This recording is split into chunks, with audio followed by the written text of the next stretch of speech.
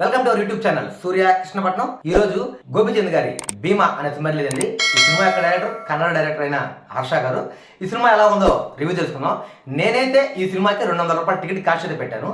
నేను పెట్టిన ticket cost కి నాకు ఎంత ఎంటర్టైన్మెంట్ గిట్టుబాటు అయిందనే ధోరణిలో మాత్రమే రివ్యూ చెప్తాను. నేను సినిమాని ఎక్కువగా కొత్తదనం ఆశించి చూస్తాను. రెగ్యులర్ గా ఉన్నా కూడా అందులో కొంచెమైనా కొత్తదనం ఉంటుందనే ధోరణిలో నేను సినిమా చూస్తాను. ఆ కోణంలో అయితే మీకు రివ్యూ చెప్తాను.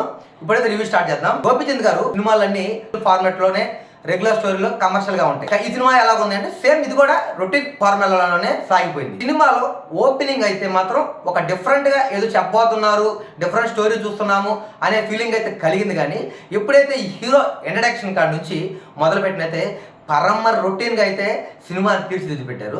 రొటీన్ అని ఎందుకు అంటున్నానంటే సినిమా మనకి నెక్స్ట్ ఏం జరుగుతుంది అనేది అప్పుడు తెలిసినప్పటికీ చూడడానికి మనకి కొంచెం ఉత్సాహంగాను అర్థవంతంగాను ఉంటే ఎట్లాంటి సినిమానైనా మనం ఎంత రొటీన్ స్టోరీ అయినా ఎన్నిసార్లు చూసి పడేసిన సినిమా మనకి మళ్ళా చూపిస్తున్నా కూడా చూడాలనిపిస్తుంటది. సినిమాలో ఫస్ట్ ఒక ప్రజెంట్ జరుగుతున్న సీన్స్ అయితే చూపిస్తూ ఉంటారు.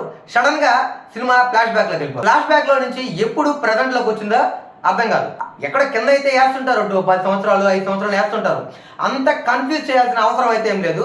ఆ విధంగా అయితే సినిమాని అయితే ముక్కలుగా తల దగ్గర తోక దగ్గర అలా అరేంజ్ చేసుకుంటూ వచ్చి సినిమాని అయితే మాత్రం అర్థం పడతాం లేకుండా చాలా ఇసుగు తెప్పించే రొటీన్ ఫైట్స్ తో క్లైమాక్స్ తో అయితే సినిమా అయితే నింపేశారు. సినిమా అంతా మనకి ఎక్కువైతే నాకైతే సినిమా అంతా బోర్ అనిపించింది. ఫస్ట్ హాఫ్ అంతా హీరో ఇంట్రడక్షన్, తర్వాత వచ్చి ఆ హీరోయిన్ తో అలా రొమాన్స్ అలా లవ్ ట్రాక్ అయితే నడిపారు. అదేం అంత ఎంటర్టైన్మెంట్ చేసే విధంగా అయితే లేదు. చాలా ఇసుగ్గానే అనిపిస్తుంది ఫస్ట్ హాఫ్ అంతా. సరే ఫస్ట్ హాఫ్ అయిపోయింది, సెకండ్ హాఫ్ అన్నా బాగుంటుందా అంటే ఫస్ట్ హాఫ్ లో తగ్గిన కొంచెం వైలెన్స్ ని సెకండ్ హాఫ్ తో వైలెన్స్ అయితే పెంచి ఆ ఫైట్ సీక్వెన్స్ ని పెంచి సినిమా యొక్క స్టోరీని అయితే అంత అర్థవంతంగా అయితే లేకుండా ముక్కలుగా చేసే సినిమా అయితే బోర్ కొట్టించారు. గోపిచంద్ గారు ఏ స్టోరీ చేసినా ఎలాంటి గెటప్ వేసినా చాలా యాప్ట్ గా సరిపోతారు. గోపిచంద్ గారు కత్తి బట్టి నడిచి వస్తుంటే నిజంగా అక్కడ గొడవ జరుగుతుంది, నిజంగా అక్కడ కొట్టుకుంటున్నారు అన్నంత న్యాచురల్ గా అయితే నటిస్తారు. సినిమాలో సీన్స్ అయితే అలాగే ఉన్నాయి. కానీ స్టోరీ పరంగా చూసుకుంటే మాత్రం మన చికాకు తెప్పించే సన్నివేశాలు, విసుగు పెట్టించే సన్నివేశాలు ఎక్కువగా ఉన్నాయి తప్పించి ఇది హైలైట్ సీన్ రా సినిమాకి, ఇది హైలైట్ స్టోరీ రా, ఇది హైలైట్ సీను, హైలైట్ సాంగ్స్ అంటూ ఏం లేదు. సినిమాలో బ్యాక్గ్రౌండ్ స్కోర్ కూడా ఏదో దరువాయించినట్టయితే ఉన్నా తప్ప సినిమాకి ఈ మ్యూజిక్ అంత హెల్ప్ అయితేగా ఏమనిపించలేదు. వారాలుగా అయితే సినిమా అయితే నన్నైతే డిసప్పాయింట్ చేసింది. నేను పెట్టే 200 రూపాయలకి నన్నైతే ఎంటర్టైన్మెంట్ చేయకపోగా నాకైతే టైం వేస్ట్ అయితే అనిపించింది. మీరు సినిమా చూస్తుంటే మీకు ఏమనిపించిందో కామెంట్ చేయండి.